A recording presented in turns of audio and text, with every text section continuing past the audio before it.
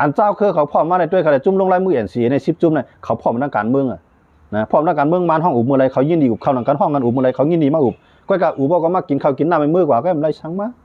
ยังเบิ่มพร้อมนักการซื้อขนาดเผื่อเบิ่มมาตึกไตไหนก็ต่างจุ่มก็ต้วยนะ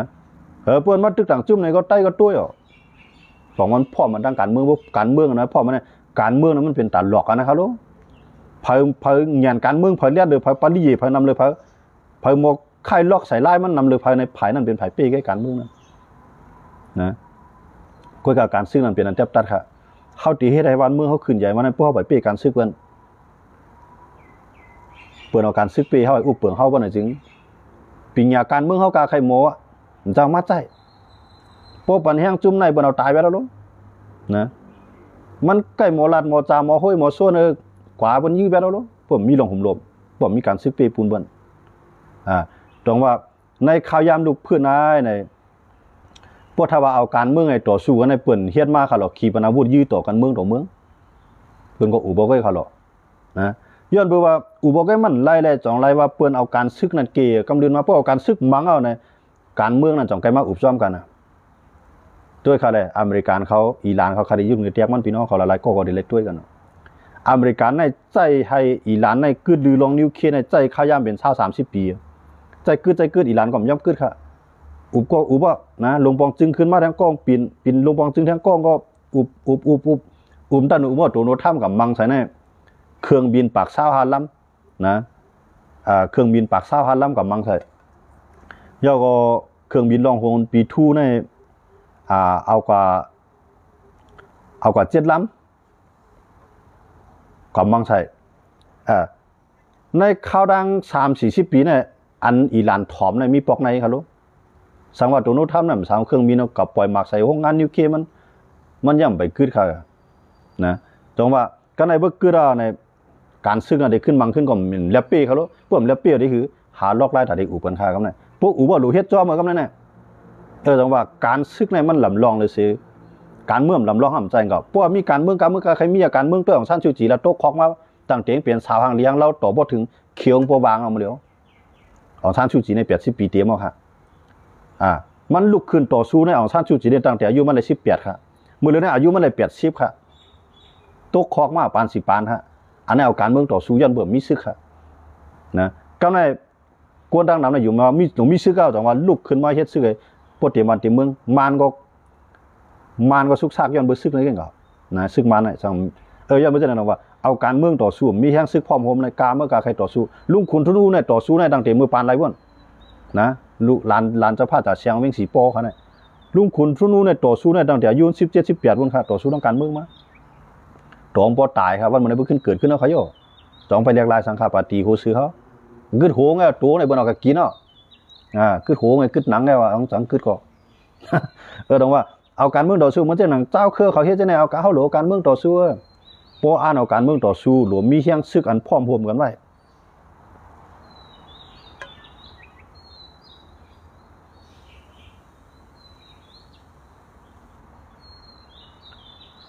พอเดี๋ยวอ่านเอาการเมืองต่อสู้หลวมีเฮียงซึกพร้อมโฮมนะเอาการเมืองน่ะอุบพร้อมกันเขาคันไรอันไหนเขาอ่านเฮ็ดอันไหนเนี่ยเอาการเมืองน่ะอุบพร้อมกันพวกมันน่ะย่อมเฮ็ดเอาเฮียงซึกในมังเมื่อนั้นซึกมันก็เลยเฮ็ดโดยคะแนนว่าเฮ็ดเอากูว่าในว่าคือว่าในเอาเฮียงซึกในแก่นแข็งไว้กูวันนะเพิ่มขึ้นตื้อขึ้นกูปีหนังหือซึกมันได้นำมาหนังหือกวนได้นำมา1 ปีในซึกมันในหาปากก็เตะปล่อยกบกูกันพวกแทงปีก็เปลี่ยนกับเฮงก็รู้ป้าโปป้าเมย์เงี้ยลูกเนี่ยเปลี่ยนกับเฮงหาปากเข้ากันเขาเนาะมี3ก็รู้ลูกก็ที่กวน2ก็มาเปลี่ยนพวนเมย์กันไหนมีลูกก็นะเอามาเฮงนะเอามาเฮงก็เปลี่ยนกับ3เฮงพวกมาหาปากก็เปลี่ยนกับเฮงหาปากต่อ1 ปีแค่นั้นนะว่านะแต่ว่าจุ้ยแห้งกวนแห้งซึกแห้งกองเข้ามาสังว่ามีแห้งกองรู้จักมีข้าวยำในเพจคือเขาเปิ้นมากองครับมีกวนเขาเด่นนำเอาอะไรไปกันเลยครับเนี่ยจงว่าเฮียงซึกในลำลองดิสุดเฮียงซึกมันจะเฮียงคืนกองกลางเฮียงซึกกับโลกกันผมมีเฮียงกองมีเฮียงซึกอะไรก็เรียนไปเหรอตรงว่ากำไรในกวนเมืองเขาขายในเมียอยากขายกองมันในกวนนำหนายใต้กวนนำหนายย่างกวนนำหนายม้อนกวนนำหนายซึกเข้าในมาโหมันกูคือในมันว่ามันมี4 แสนมันมีเขาหรอมันเหรียญเอาไว้เจ้าคือในมีหลายแสนหูมันเลยในสังว่ามาพร้อมกันทำกับกูมานมีหนองเลี้ยงก็เลี้ยวในสุดจะวนด้วยครับลูกกับกูมีหนองเลี้ยงก็เลี้ยวไว้แล้วเนี่ยย้อนบุตั้งเงือชัว นะกวนหลวงเจ้าคือของกูคือยันบุตั้งงือชัวใต้เดี๋ยวอ่านเอาเมืองใต้ใต้ต่อสู้มาในบุกูบอกในขางช้างย่างม้อนอยากไข่เอางำเย็นหมดเลยครับเนี่ยใต้ต่อสู้มาต่อถึงใต้บ่พูดว่าเอาแห้งซึ่งต่อสู้กับไรมาถึงดีพอแล้วเอางำเย็นพอได้ขึ้นใหญ่ไม่สูงมามานขึ้นยาให้มันขึ้นชุกซักขึ้นนะมือเดียวนี้มันปล่อยเข้างำเย็นนะยันบ้างยันเบื่อมันหลุดตึกขางตึกช้างตึกยางเผือกยางเหลียงตึกอยากไข่ตึกตาอ่างตึกเกาก้างตึกผีเดียบมันกึดต่อใต้ค่ะใต้ในกึดไปทั้งเมืองใต้กึดเอาใต้กัดเย็นเอาค่ะเนี่ยกัดเย็นเนี่ยเบิดปนตึกกันเอาค่ะลูกนะจังว่าตื้อต่างแต่ได้ไปซึกมานั่นเอาเจออันเปลี่ยนพวนโหเจ้าเนี่ยอันเท่าเจออันเตเมืองข้างไผ่ข้างมันเอาเนี่ยนะเมืองเก่านะลงดีทั้งไผ่มันหมดเลยดำใจก็เผาไผ่เนาะเพราะว่าเนาะกำนำได้ดีเผาไผ่กับวันมันเร็วนั่นนะกำลังชุดมาชุดดีเป็นพองเต่ากันหมดอันเด็กกึดเนี่ยปวดแหงมอกซาปีก็สูงสุดแล้วอันกึดเอาเจ้าเนี่ยหมดเลยนะก้อยกาสังสวัสดิ์สู่เจ้ามาพร้อมทั้งการซึกในมาในกวนปังกำเหลียวกวนปังในนั้นนะพวกการกล้าการขายก้อยก็เงินมันจังกาซื้อดีเลยมากครับกองมีเงินผันหลายรู้บุญในการกล้าการขายทั้งเมืองไทยมีไผ่ตืดมีไผ่ตัดแบบการกล้าขายไทยเลยมันเนี่ยมีแผลกับยาเพื่อเด็กกับยาไทยก่อนปอดใจมันก่อนปอดใจกำลังมาในไทยโคมันมังใช่ไหมมันมีดีกูเขารู้มันเด็กกูไทยเด็กกูสังไทยเด็กกูใต้ค่ะเนี่ยอันไทยกูใต้เนี่ยมีอยู่เยอะเดียวแกกูใต้ไม่ให้ลูกน้องเขานะอันไทยกูใต้เนี่ยกูใต้ไม่ลูกน้องเขาไว้ยาวกว่ากูใต้มันเฮ็ดหูบันเขาไว้อันไทยกูใต้เนี่ยมีอยู่ในแกนะมีช้างอันไทยดีกูใต้นะกำไรอันไทยดีกูย่างมีห่างละมีช้างค่ะนะย่างเขามองตึกกันมาในกวนเขาในมือปลายมาเมืองไทยหมดหรอพวกงำเย็นมากขึ้นอีมือขึ้นไทยเขาก็อีย่างมือขึ้นมีช้างดาเดียตัวร้องดอกไทยนะตรงว่าการกล้าการขายของไทยนั้น1 ปีในนับเป็นแสนล้านมัน1 ปีนับเป็นแสนล้านมันพอยสำเร็จมาปัญหาเจ้าคือมือหนูมือตาครับนะมีคนเมืองเขาก็มือหนูมือตายปัญหาผู้นำกับผู้นำไม่ปัญหาตับซึกกับตับซึกไม่เลยอีส่วนให้มันพร้อมกันเปลี่ยนนำ1 เสียงเดียวค้างก็ว่าพวกเป็นใต้เลียงบังไปได้ใต้เลียงเขาก็มีตังเลือกอะไรครับมือตึกอยู่กับก็ในต่างเจ้าคือก็เป็นใต้มังไว้ได้ใต้ก็มีตังเลือกขึ้นหับมือตึกว่าอันมาตึกเข้าก็เป็นเครื่องมือมันอันไรหับมือตึกก็เป็นเครื่องมือมันตั้งเขาใครไรซ้ำใครไรสังใครเมืองกัดเย็นเมื่อเด็กเอากัดเย็นดีแล้วพวกเมื่อใครเมืองกัดเย็นก็เข้ากัดมาเมื่อหลุนนอนเผาผมแก้วว่าเมื่อหลุดสือพักกว้าแก้วว่าเมื่อใครเมืองกัดเย็นก็อันนั้นแค่เอาคนเมืองใต้เอาเดี๋ยวไรนะอันว่ากัดเย็นกว้างอะไรมีเพ่มีเขียนมีผู้ลักมีกวนจนมีคนเมืองมีคนเริ่มมีปังตึกปังยืนเข้าหลวฮัดจุนผู้นำเขาแต่ว่าจุนให้มันเอาเขาตายนะห้องเขามากูผายผายหน่อยกวนในเมืองใต้ดังเสียงตึกชวนให้ผู้นำใต้ในกับพร้อมย่างขางช่างย่างมวนผู้นำมวนดังเสียงกวนเมืองมวนดังเสียงอ่อนกันตึกชวนผู้นำเขามาพร้อมใต้กวนเมืองขางดังเสียงอ่อนกันตึกชวนให้กวนเมืองผู้นำขางเขามาพร้อมใต้ให้ใต้ก็พร้อมเขากูผายผายกวนเมืองอีชวนบันผู้นำเขาพร้อมกันเมื่อนั้นเขาใครกินข้าวกินพักรู้ไหมใจนะให้เขาอยู่ในห้องเองก็เย็นๆนะเขาแห้งซึกนับโหมเหมือนมันในข่มลมมันเขาไว้นะเขาใครนั่งยิงก็อะไรใครมีอย่างเลี้ยงเราก็อะไรปันเขาหลังเลี้ยงด่าจืดด่าคือด่าวันด่าเมืองมันนะเพื่อเขาใครเลยมอกจีมอกกันไหนก็นั่นแหละอยู่ในห้องนี่เดียนะใครกินหมดเลยกินใครนอนหมดเลยนอนห้องคีอยู่ไว้ในเครื่องสูนั่นนะใครกินในก็หลุดตักใส่ซบสมนั้นก็ก้นปอนก็แล้วอันสูหลูเฮียนในสูหลัวออกสูมาควันกันแกนะกูว่าในไก่1 ตีขัน1 กุ้งนะมันก็คือปีเพื่อนมันเหมือนเปิ้นเลี้ยงหมูไว้ในเล่าไว้ตัวใหญ่มากเมื่อไรเปิ้นเอาขายกินเมื่อนั้นไงมันเหมือนนั้นไงตับซึกสู่หอมไว้ให้แห้งใหญ่มากพวกแห้งใหญ่มากกว่าเปิ้นตึกเอาเปิ้นปล่อยให้ใหญ่เต้ๆบ่นตีแล้วเปิ้นกึดเอาย้อนบ่สังเปิ้นโดนเลี้ยงไว้ให้มันปีขึ้นไว้ขึ้นขายอย่าไปให้หายซื้อหายพันบ่ขนาดนี้สูเหมือนหมูอันขังไว้ในคอกนะผู้นำกวนหลงกวนเมืองผมจุ่มตัวเขานะในคำเลยว่าผู้นำใต้ค่ะนะคำผู้นำใต้เดี๋ยวพิจารมันป้ากันหมดก้อยกาสู่เจ้าป่องใจความใต้สู่เจ้าเดี๋ยวพิจารนำหรือเปิ้นอีดอ่อนบ่ขนาดกับเขาว่าเนาะอ่อนกันวนด้วยครับแต่ได้ปีซึกมาในสิวตั้งอะไรกับปีมันนะสิวตั้งอะไรกับปีซึกมันเพื่อพร้อมกันได้ใครอยู่ยังว่าเลือนเดียวกับปีซึกมันการมันการใครยื้อเขารู้หมากรน้ำจังเสียงรู้นะกวนน้ำจังเสียงนะอันกับเข้าหน้าเสื้อคือเข้าได้อันตีหน้าคอโตเนื้อเราตีได้อันใหญ่ก็ใหญ่มากได้มันจังเสียงเลยหมากรจังเสียงเขารู้กวนจังเสียงเขารู้จังเสียงว่าพูดน้ำมันควันแห้งออกกันมือเหลียวในออกจะซื้อกับมังก็เหลียวมันกาใครมังหรอ นี่ก็เปออกมันนะจันผู้นำเจ้าคือย่ำจันสัมเปียงจันคุณซึกของมันอย่าว่าคุณซึกอะสัมปีซึกขานของมันนะบอกว่าผู้นำเจ้าคือกูคือตามด้วยเขาเลยเอาจันลิกมาแตกกันด้วยเขารู้นะมันลาดกว่าผู้ลายคอลายก้ามตายได้ว่าฮกเก๋ว่ามันตันเบิ้ลอ่ะนะพวกออกแตกก็มขึ้นเปิ้นนะเอาเงี้ยในแตกก็มขึ้นเปิ้นเอาเงินข้ามไอ้แตกก็ไปขึ้นเปิ้นสูเดียกับสังเป้เบิ้ลอันเส้นตั้งสูเดียเป้เบิ้ลในควานออกอันแรกออกจะซึ่งมีกับออกจะหวังผ้ามีกับออกขางมีกับออกย่างช่างมีกับมาควานกันตุ้มกันที่ไหนซึกสูมีกับในพร้อมแห้งซึก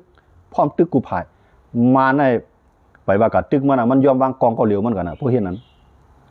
นะสูเดียวก้นเมืองสูในเฮ็ดไข่ทิมใส่มาคีโนปีไรปีนั่นด้วยเขารู้อยากไข่กับตายก็คือช่างมามังไกวก็คือคางมังไกวก็คือลูกล่างนางมีหนองแหลงไงตึกแต่งหน้าแต่งตายไปบันแห้งผูมันบันแห้งลุกมันเนาะบันแห้งโปมันเนาะนั่นไปมีลองตุ้มเตื้อสังสีนะไปมีลองตุ้มเตื้อสังสีมีหนองแหลงมีหนองแหลงเด็กไกวมีหนองแหลงเด็กไกวมันไกวหรอกสูน่ะเด็กไกวตั้งมีหนองแหลงนะมันไกวมีหนองแหลงห้องยาลีเลียนไปห้องขับมันก็มีลุงน้องตะเป็นอับโหเสียนไปผมลมมันนะพวกมันกว่ามันใจไปลิ้นขี่เครื่องบินอะไรสูสังกะเฮ็ดทั้งมันนะสูไอ้กว่าย่ำไปถึงหัวบ้านทางบ้านมันเบื่อกว่าจอดกุมเมืองไอ้มากขึ้นเนาะสูเดียกาสังเป้ไม่หนองแหลงเชียงพร้อมโฮมสูนั่นก้อยตีปีแล้วมีหนองแหลงในโป้สูมีแห้งพร้อมโมในสูหลอกก้นเมืองสูไอ้ค้างก็หลอกค้างช่างก็หยอกหลอกค้างกำลืนมากึดตึกกันแน่มาเลยสูเพื่อสูใครกล้าใครขายก็เอาง่ำเย็นแล้วเฮ็ดปีตุจีแด่กวางสูมีเฮาปานเมื่อกวนสูมีได้ทำปันนะเมื่อกวางสูมีได้ปันไรยังมั้งกวางสูด่าหาเงินมันเท่าไว้น่ะปันไรอันไหนเจ้าคือเขาขานะกูคือชื่ออ่อนหัวมันแน่นะอย่าเป็นนะว่าก้นเมืองคือกับเครื่องไม้อะนะก้นเมืองเนี่ยพวกผู้นำมันพร้อมกันเอาเนี่ยขางอยู่จ้ำไตก็มันมีรองซุ้มสังไตอยู่จ้ำขางมีรองซุ้มสังเปิ้นนำเปิ้นดีเขานำเขาดีอ่ะนั่นแหละเพียนดินกาใครกว้างว่ามีก้นอยู่มันปองสังครับมีความหมายสังเปลี่ยนเถื่อนเปลี่ยนป่าแค่นะเพียนดินเรียกก็อย่าพอเขามีก้นอยู่มันกวนเขานำกวนเขากึ่งเงินเขาขวัญด้วยเขาลุเมืองสิงคโปร์เนี่ยตานเมืองใต้เขา3-4เวียงเลยนะเมืองสิงคโปร์ในตานเมืองใต้เขากาลีกุนเฮงเมืองสารเมืองตวนเนี่ยมาป้องกันเช่นอะไรสิงคโปร์ในกัมพาลุงพาเนี่ยมีแผลปีกินในเมืองล่ะสิงคโปร์ในเมืองไหนใครก็มันล่ะใครกล้าขายต่อมันล่ะย้อนเบอร์ออกออลีกุนอยู่นั่นดีเช่นอะไรผู้นำเจ้าคือจะเนี่ยพันกว่าใจผู้กว่าใจปืนกว่าเตรียมในหมดในปืนมันซื้อมาอ่านเปมานมีหนองแรงว่าอ่านปีนไปแลกรายวันเมืองว่าอ่านเมืองที่มุขสีว่าสูนอนพันกลางวันไงลายกวนเมืองสูไว้ได้ปลายออกเมืองจริงอันอยู่ในเมืองสูก็ใครไว้ลูกไว้ล้านเอาหมดเลยนะไว้ลูกนำก็เสียงเงินนำไหมไว้ลูกนำก็กว่าเฮ็ดซึกนำไหมไว้ลูกนำก็เลี้ยงเขานำไหมนะลูกหลานเขาก็เอาเปิ้นออกกับใจเดียนเนี่ยลูกหลานผมใครไว้กวนเมืองเขาหมดเดียวนะพวกไว้เอาไข่ไว้ในเมืองเปื้อนหมดนะก็ไหนนะเปิดไว้ในเมืองเปื้อนเอาหมอกว้างเปื้อนหมอลิเปื้อนใครเมืองเขาก็ไหนซุ่มกับซุ่มนะซุ่มใหญ่ซุ่มหลงซุ่มกวนบ่โกงกวนหลงเมืองใต้เขาเนี่ยไปคู่โตสู้แท่งไปคู่นื้อคู่นางสังเปิ้น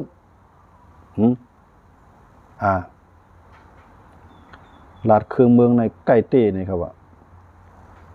ลาดเครื่องเมืองอะไรกับย้อนกินข้าวไผ่รู้ลาดเครื่องเมืองนะไก่ก็ย่อ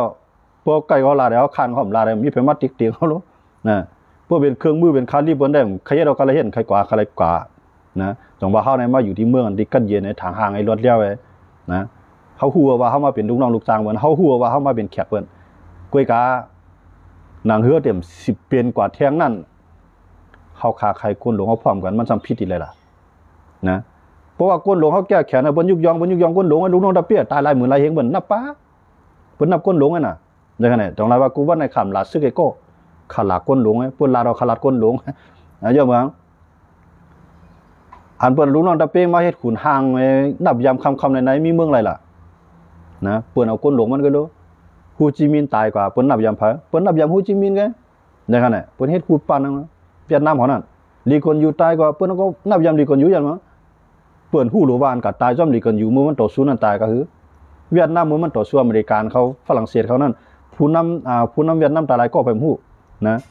ยาก็กวนซึกแต่หลายก็แผ่มทำหากวนเมืองไปก็แผ่มทำหาไว้กับเปิ้นทำหาลีก่อนอยู่ยันเบอร์ลีก่อนอยู่นั่นอ่อนหัวน้ำหน้าเอาลีก่อนอยู่ได้ฮูจิมีนั่นอ่อนหัวน้ำหน้าเสด็จเป้เบิ้นไหลเมืองแล้วกันเย็นนะครับเมืองเวียดนามหมดแล้วด้วยเขาลุ่มมีแผ่มาตึงมีแผ่มายี่เขาใครกว่าข้าไรกว่าใครมาข้าไรมาใครกินข้าไรกินใครนอนข้าไรนอนใครกว่าเมืองไรก็เฮ็ดพาสปอร์ตวีซ่ากว่าไรก็ตีกว่าไรกูเมืองอันไหนเป็นตามนอนพันเฮาข้าไรมันได้ขนาดเฮาเด็กขังดูเก่าอยู่ที่ค่อยไปลอยมึงเฮามาตัวตั้งกว่าจะซึ่งมีก็คือมาเมืองไทยกว่าเมืองป่าไหนมาล้างเคยมาหมอกใหม่ตึกแก่น่ะก็ตึกยันกรุงนี่ปีต่อยขึ้นมาขวดลอยใต้แรงขึ้นมาโคตรเอาเมืองเกียงใหม่เนี่ยยาวนั่นก็ตั้งกว่าจะบางภาคก็มีป่วนปางสร้างเมืองล่าวานไทยบางปอกก็มาหยาดตัวมาเมืองไทยมือกว่าขึ้นนั่นครับนะแต่ได้กว่าดังเมืองจังกว่ายันเมืองสังเปิ้นเฮ็ดปันวีซ่าเปิ้นเฮ็ดปันใบข้ามเมืองสู่รู้เปิ้นเฮ็ดปันเพื่อกว่าในม่านออกปันพาสปอร์ตออกปันวีซ่าสุ่มจังกว่าสู่ขังตูเก่าสู่เสมก้านในสู่ขังก้นเมืองสู่วันมื้อไหนแล้วก้นเมืองตู้ขนาดดีกว่าดังว่าดังเมืองได้ย้อนวีซ่าข้ามเมืองว่ายามนะม่านตอกมันเท่าน่ะจังไรว่าสู่เจ้าขังตูเก่าเสสู่เจ้าหลอกตูเก่าเสมก้านในสู่หลอกก้นเมืองเฮาค่ะขังปาก้นเมืองเฮาค่ะจังไรว่าเฮาค่ะใครว่าเนี่ยพอสู่โคมกันในอันไรสู่ใครไรนั่นอันไรนั่นมีค่ะนะสู่ได้มีหรือไหนสู่ได้แก่หรือไหนนะลูกหลานสู่ก็เต็มก็เย็นเป็นเปิ้นกูว่าในลูกหลานสู่เย็นเป็นเปิ้นแล้วในก้นหลวงเขาน่ะมันก็อยู่ต่างเมืองกะเดียนมันก็มาย้อนบ่ซังพอมันหาเงินหาค่าของในวันในเมืองไอ้ส่งมันเดียวกว่าเฮียนสูงๆไงกว่ามีนาการทางงานเมืองเบิ่นเนี่ยมากขึ้นบ่มาเหลมือกว่าขึ้นแล้วตัวนั้นลูกหลานสู่ดังเย็นจื้อคือเฮาเย็นได้จังล่ะอันไหนก่อนกันวนด้วยครับผู้นำคนหลวงนะก้นหลวงใต้กูเกาะก้นหลวงขังช่างยางบอนกูเกาะนะเขาจะนั่นได้เขาเดี๋ยวป่องความห้องก่อนอันป่องความนั่นก็เลยเป็นก้นหลวงใต้สู่ตายกายขึ้นเกิดก็สุ่มหันวันเมืองกัดเย็นได้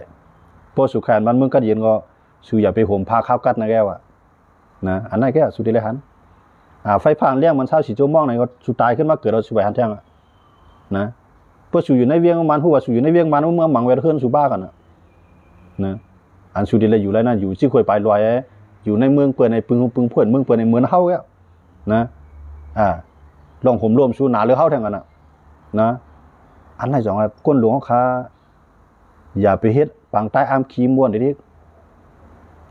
อย่าไปเฮ็ดกวนสันมือยางยอนกวนเก่าดิสู่หลูฮู้ลองเตมันอย่าว่ามานั้นมันเงือพวกมันเงือนั้นมันหยอกเลียนสู่เจ้ามาไรคารัง78ปีเขาหรอพวกมันเงือพวกมันเงือนั้นมันอู้เปลืองไรปาก34เจ้าคือเขาหรอปาก30เจ้าคือปรังซาคือมันพวกมันเงือนั้นมันเฮ็ดก็ไรเขรัสเซียอเมริกันมันเฮ็ดก็ไรเขเขารัสเซียเขาอิหร่านเขาอินเดียเขาหรอด้วยเลยเขามันเฮ็ดก้อนในเฮ็ดก้นใหญ่ก้นหลวงหลายเนี่ยก้นมักมีอยู่หลายเนี่ยสีจินผิงมายุ่มเปื้อนะหมูตีมากลางคนมาก็ยิบมือกันยุ่มเปื้อกินข้าวรีพักหวานเนี่ยกว่าญ่าปูตีนเนี่ยก็กอดกันเนี่ยกินข้าวกันเนี่ยยุ่มเปื้อมันเงือมันเฮ็ดอะไรเขาหรอใช่ไหมอย่าไปถามว่ามีหนองแหลงมันเงืออันเงือนั่นเป็นก้นของหัวเจ้าเครือของกูโกนะสุราษฎร์ว่าสุเกียรติเขวันเมืองสูเปิ้นไห้กับคู่ของเมืองสูเนี่ยสุก็เอาบนตกคอกหลายๆก็เปิ้นมาไห้เส้นตั้งก้าสูบ่ความเปิ้นขุดลอยซุ่มหูลอยลูกสุดเดียวเปิ้นเงือมันลักมานะมันลักนะมันลักตอนดัดตูมันกำในเฮาสมว่าตีปีมาเนอลองพร้อมผมน่ะมีเสียอิดเก่าก็กำเก่าอุบมาเนี่ยตาไหลอยู่เลยกินเนี่ยกำมือก็ขึ้นกวายปูดกันกว่ายิบมือมานะปูดกันกว่ายิบมือนะกำมือมันนี่แหละหันจิมีเจนนำไว้ได้มันในมัวระหว่างสุกับยิบมันนั่นเขายิบมือยิบกำใต้เฮากับยิบในใครเจกองน่ะใต้เฮาน่ะก้นหดใต้เฮาน่ะนะพวกผายทั้งบุญก็จำกำซื้อเทียนเนี่ยกำขุนเสียงมีจะวางผ้าได้เรียบเต็มไปเลยยิบง่ายปอกเยาเพื่อยิบกว่าได้หลักยอมยิบกว่าเฮาว่าเนาะกำเป้าอยู่เสียงกำจะซื้อกำมันผายใต้จะซื้อกว่าได้ยิบมือมาในมือบ่ใครในหันจิมีเจนนำน่ะสุเรียนหามาในตั้งบ่ใครเรือนะชูกาใครอุบลมีหนองแหลงนั้นมันหลอกสูก็ในสูบ่หลุดป่องใจดำมือสูไปยาวขึ้นสูมันว่าก้อยกับสูฮู้ทั้งฮู้ว่ามีหนองแหลงติหลอกสูก็ย่อมเตรียมใจกะไรปันมันหลอกย้อนบ่สังย้อนบ่ซุ่มมีหลองพร้อมโฮมก็จังเป้มันไรนะตื้อตาตาเตเป้มีหนองแหลงนั้นมันปันมานำหลายนะขายามันในมัน70ปีปลายครับมันจะเอวขนาด78ปี ว่ากำลังซื้อมาในเขาเลือกตั้งว่ามาจุ่มในเลือกตั้งไงจุ่มในเข้ามาพวกเข้ามาก็ตึกอะไรคืออะไรตึกเพื่อตึกกับเปมันโนเพื่อกับตึกว่าได้เปปนใจกือแล้วก็ในว่าได้เสียงในมันก็กือแล้วก็ในกูจื้อพันมันหมดตัวมีไว้จะมีกองกลางเนี่ยปล่อยขึ้นมาขึ้นด้วยครับก้นหลวงมันซึ่งมันตัวเอาตายปอกเจ้าคือจะในกล่อมพัดเขาก้นหลวงมันตายปอกนะก้นตั้งใจมันได้ก่อยได้มันก็ยาวก้นเมืองมันก่อยก็ไตก็ยาวก้นเมืองมันก่อยก็นะก้นซึกมันก่อยก็ก้นหลวงมันก่อยปอกอันที่ให้ได้ก้นหลวงก่อยแล้วในมีกลิ่นสานายกกลางก็สิบ6นั่นเนี่ยนะว่าอันเฮาขาใครหันที่สุดในเจ้าคือกูคือในเฮ็ดเหมือนซึกหนาตู้เขาแล้วซึกหนาตู้เขาในย้อนเบอร์ทางเลยเขาแก่นแข็งในเมืองอ่อนเมืองอีทก็ขานั้นเมืองเขาในมังเมืองในก้นเขามี9 ล้าน10 ล้านให้เขามังเมืองในมี4 5 ล้านให้เขามาอยู่เป็นลูกจุ่มหนาตู้แบบเขามีเมืองก่อนขอเขากว่าอะไรกูตีในกำผาลงในที่คำกว่าอะไรมีนะเขาแค่กว่าเมืองอะไรหมดปาก93จึงเมืองเนี่ยตั้งกินเพิ่นกินในลุงผ้านั่นคำเลยกินมีโดยเขารู้ดอนย้อนบุญลองพ่อมาเนี่ยนั่นรัสเซียแก่นแข็งก็คือขี่แก่นแข็งก็คือสหภาพโซเวียตแก่นแข็งก็คืออิหร่านเขาแก่นแข็งก็คือย้อนบ่มีนาโต้ในเพิ่มประเทศสังนั้นเขาเมืองแห่งเลยเจ้าเครือเขาในแห่งเลยก้นหลวงเขาขาดในป้อมว่นเอาลองเผื่อสู้เดียวกวนสูนับแสนนับล้านปลายกูวันน่ะเผื่อสู้เดียวกวนเอานับแสนนับล้านตุข้าวกูวันน่ะเผื่อสู้เดียวซึกสู้4 5 6 แสนน่ะมาขันใจเตี้ยนต่างสู่กวนกูวันน่ะสู่พร้อมกันกวนเก่ากวน10ก็ก็นั่นเฮ็ดไรเนี่ยสิจะวนด้วยเขาเนาะสู่เจ้าลาดว่าเสสลาเฮ็ดตากวนนำย่อมซุ่มสุนตัวเฮ็ดตาสุนโฮมสุนทัวมีสังละอันเอาหันกวนในมีลูกลางนางเมสู่แก่อะไรอยู่ลีกินลีลูกนอนตะเปสู่ในกินจางนอนกะดกกูวันนะข้าวผลมาก็นอนถ่อมเสียงพวนไตโมกายอกของเขานั่นไตพยางเขียวเขาไตหัวใหม่เขานั่นก็ไตซุ่มข้านเขานั่นก็เขายังเฮ็ดไรลูกกลมอะไรอยู่จ้อมมีกลมอะไรอยู่จ้อมโปเมียมอะไรอยู่จ้อมผาดกันบางก็ผาดวันผาดเคลื่อนผาดเย่ลูกเมียมอะไรมาอยู่จ้อมกันมีทั้งน้ำเขายังเฮ็ดไร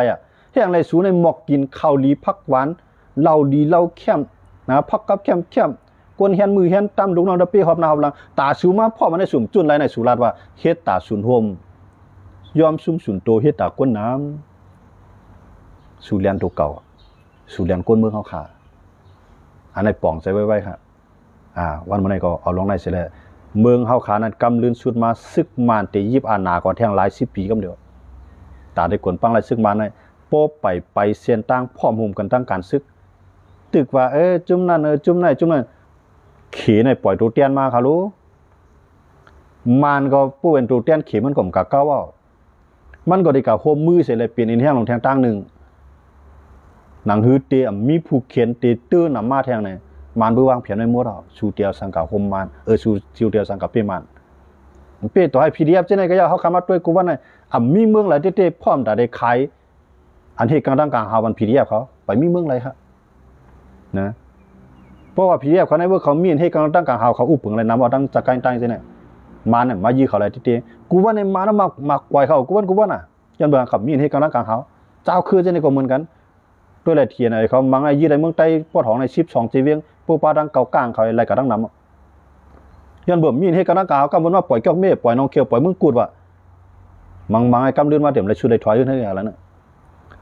ดองว่าเตี้ยมานายก้นหลวงมันคอนแห้งออกกันเนี่ยซื้อข้าวซ้ำคอนแห้งตั้งหมอวันแฮหิวเลยเข้าเต็มเป้ซึกมาน่ะเวียมันกูผายลงมีหนองแรงในมาดองกี้ว่าในเครื่องบินอย่าไปให้อะไรคืนแล้วว่ะนะพวกมันมีอย่าไปให้เล่นลงตกก็เหลียวมันมีน้ำมันใส่มันซื้อข้าวหนำหมอกกันได้นะพวกเขาเป็นซึกใต้โลกแห่งแรม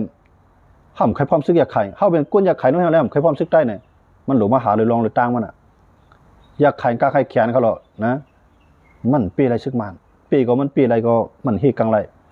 นะมันทัวยังสิกว่าตั้งนาก็ตั้งหลังในบนเขามาขึ้นมันจังปีเขาตัวกูผายมันจังปีซึกมาอยากไข่ก็เมืองเดี๋ยวมาอยู่ตั้งหลังอยากไข่ปันเมืองอยากไข่ก้อนคอเนี่ยมันสิเมืองนะกันในเมืองอยากไข่นั้นมีป้ายบางมีอยู่ขี่ตั้งน้ำในขี่ได้ก็คือปันแห้งอยากไข่ไรครับ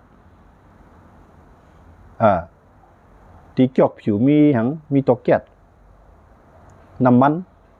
มีตาคือกันในว่าอยากไข่ไรก็อยากไข่เดียวกับโฮมพะเพื่อกับโฮมตั้งแต่วันตกต้องขีดที่พร้อมไร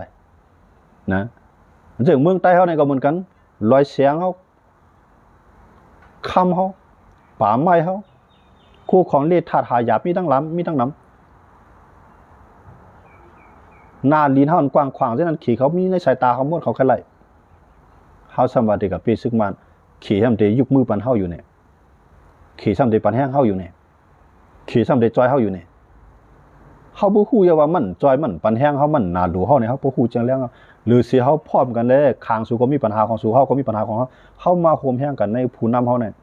ซื้อเขาได้ปดตึกกับหลุดเปียนะผมจะว่าเอากระตายกดตายกองมาเก็บใหม่ตายกดตายกองมาเก็บใหม่ตายผมใครมีดีพังมันอะไรคนซื้อเขานะด้วยเขาแหละย่างเขากับตึกมาในเอาซึกมันมากกว่าน้ำหนักซึกมันก็ตายน้ำหนักเขาก็ตายน้ำหนักเส้นตั้งแต่เรื่องของปีนั้นเป็นมิสซิสนะย้อนเบื่อหางมันมีเหตุการณ์ต่างๆหาวก้อนหนึ่งซ้ำมีเหตุก้อนหนึ่งซ้ำมีอันมาต่างๆหาวไรส่งแห้งซึ่งมากก็ไรส่งเข้าน้ำมากก็ไรส่งมากล้องมากก็ไรนะเงินมีกับกูนมาใจก็ไรเมืองเขาขาในซ้ำเตี้ยกับก้นเมืองเขาต่างเตะขวัญบุขวัญก้อยขวัญให้ขวัญหน้าซ้ำอยู่กว่าข้าวด้านหลาย10 ปีเมืองซ้ำมาเตะปีมันเพราะปีซอยเศร้าหาได้วันเมื่อได้เรียกลายได้เรียกลายมันเรียกลายในต่างที่หายลงอ่ะนะมันจะในต่างที่ดีขึ้นรู้เมื่อกูปองว่าปี2021มาในวันเมื่อได้เรียกลายปวดมาปี2025ไปปองสังไปเรียกลายใส่เมียวกวัดผ่านลงกูวันคู่ของไตลีนเขาซ้ำมวยกับกูวันนะกวนเขาซ้ำอีลงกูวันขี่เอากับอินไทยเอากับอินเปลี่ยนดินเขาก็นะกะลาเอากับอินเอากับดังอินดังวัดเขาสมัติยิ่งใหญ่มากดียิ่งใหญ่ร้ายกำพาปอก3ปังตึกกำพาปอก3บ่ได้เกิดขึ้นเนาะลองพ่อมของผู้น้ำเจ้าเครือไปมีสมัติปีมานเอาออกก็สุดไหลมาวนครับอันนั้นก็ฝากวันผู้น้ำเอาเขาขาดตื้นหันอย่าว่าเสียนตั้งออกไปซึกมาในมีเสียนตั้งเหลวไว้ควันแห้งซึกเหมือนลูกจุ่มหนาโต้เขา